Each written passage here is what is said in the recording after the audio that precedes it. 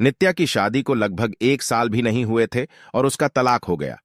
नित्या के घर वालों ने जबरदस्ती नित्या की शादी करवा दी थी।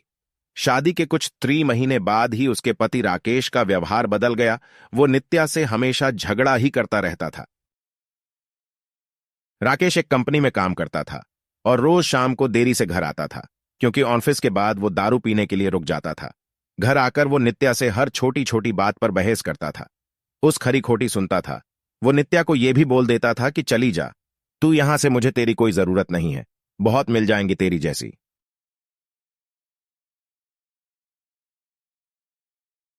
नित्या उसका ये व्यवहार चुपचाप सहन कर रही थी। उसने अपने घर पर भी इसके बारे में कुछ नहीं बताया था। वो अपने घर वालों से नाराज थी। उन्होंने जबरदस्ती उसकी शादी जो करवाई थी। नित्या अविनाश से प्यार करती थी और जब ये बात नित्या के घर वालों को पता चली तो उन्होंने जबरदस्ती उसकी शादी करवा दी। अविनाश उस वक्त कुछ नहीं कर पाया, क्योंकि नित्या के पापा ने अविनाश के खिलाफ पुलिस कंप्लेन कर दिया था कि वो नित्या को परेशान करता है, और इसी कारण वो कुछ दिनों के लिए जेल में था। ये सब के बारे में नित्या को नहीं पता था। नित्या अपनी शादीशुदा जिंदगी में बहुत परेशान थी। कुछ महीने ऐसा ही चलता रहा। राकेश थोड़ा भी नहीं बदला था। फिर नित्या ने सोचा कि अब वो और उस रिश्ते में नहीं रह सकती और उसने राकेश से तलाक लेना का फैसला कर लिया, और फिर उनका तलाक हो गया। तलाक के बाद नित्या ने अपने मम्मी पापा को सब कुछ बता दिया और उन्होंने नित्या को बहुत डांटा कि क्या हो गया था ऐसा कि तलाक ले लिया, अब क्या करेगी, कहां जाएगी, कौन करेगा इससे शादी।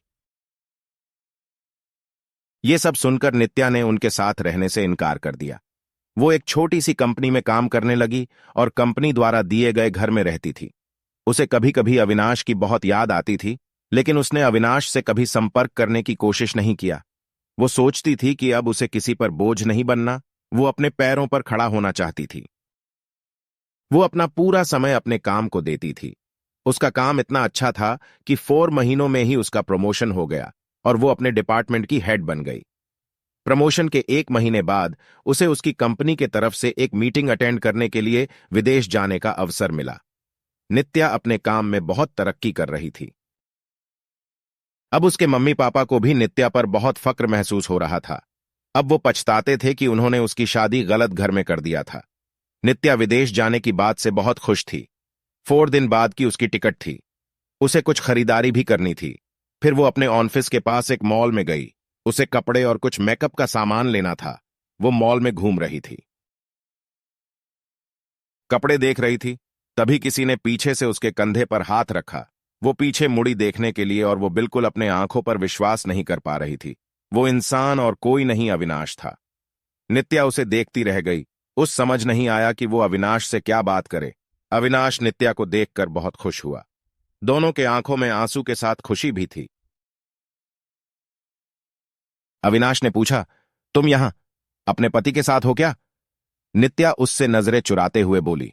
नहीं। अविनाश ने पूछा, कैसी हो? नित्या उससे बात नहीं करना चाहती थी।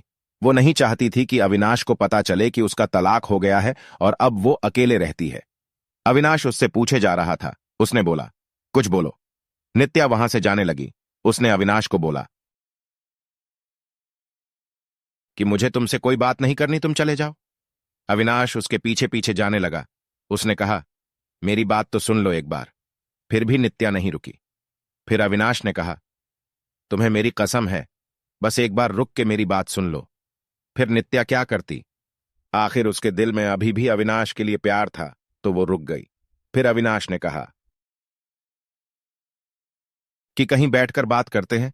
फिर वो दोनों मॉल के एक रेस्टोरेंट में गए। अविनाश ने उससे पूछा, कैसी हो? वो बोली, ठीक हूं। अविनाश ने उसके पति के बारे में पूछा कि वो कैसा है, तुम्हारा ध्यान रखता है ना? नित्या चुप थी। अविनाश ने बोला, क्या हुआ, तुम चुप क्यों हो? कुछ बोलो, तुम्हें कोई परेशानी तो नहीं है ना? नित्या बोली, मेरा तलाक हो गया है। अविनाश को यह सुनते ही एक उम्मीद की किरण दिखने लगी। उसने पूछा, कब और क्यों? नित्या ने उसे सब बताया। अविनाश ने बोला, फिर अब तुम अकेले क्यों रहती हो? तुम अपने मम्मी पापा के पास क्यों नहीं गई, या मुझे क्यों संपर्क करने की कोशिश क्यों नहीं की? नित्या बोली, तुम अगर मुझसे प्यार ही करते थे तो जब मेरी शादी हुई तब क्यों नहीं आए? मुझे लेने कहाँ थे? उस वक्त मैं बिल्कुल अकेली हो गई थी और मजबूरी में शादी हो गई मेरी। अविनाश ने पूछा, क्या तुम्हारे पापा ने नहीं बताया कि उन्होंने मुझ पे पुलिस केस कर दिया था? मैं जेल में था कुछ महीने। ये सुनते ही नित्या चौंक गई। उसने कहा कि मुझे इसके बारे में कुछ नहीं पता। अविनाश ने उसे पूरी बात बताई। नित्या बोली, मैं माफी मांगती हूं तुमसे अपने पापा की तरफ से। अविनाश ने कहा, अब वो बात को जाने दो। मैं भूल चुका हूं वो सब। अभी की बात करो।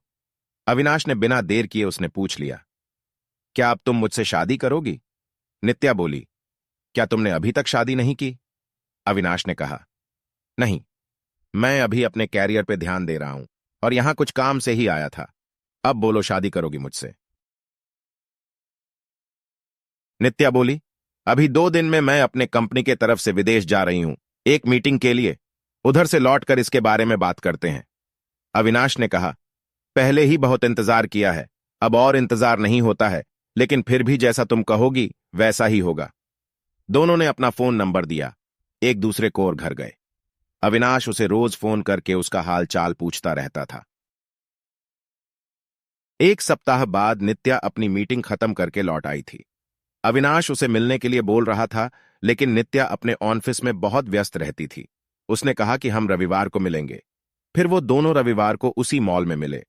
अविनाश ने पहले उसके मीटिंग और काम के बारे में पूछा कि सब ठीक चल रहा है ना?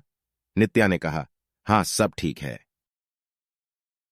फिर अविनाश ने उससे शादी का पूछा।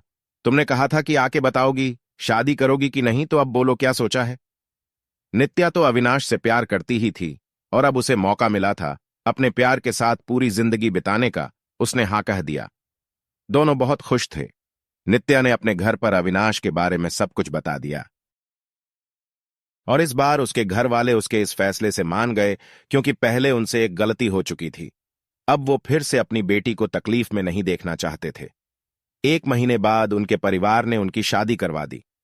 अविनाश ने अपना खुद का एक बिजनेस स्टार्ट किया था, तो अब नित्या उसके साथ उसके बिजनेस में हाथ बटाती थी और वो दोनों खुशी खुशी एक साथ रहने लगे।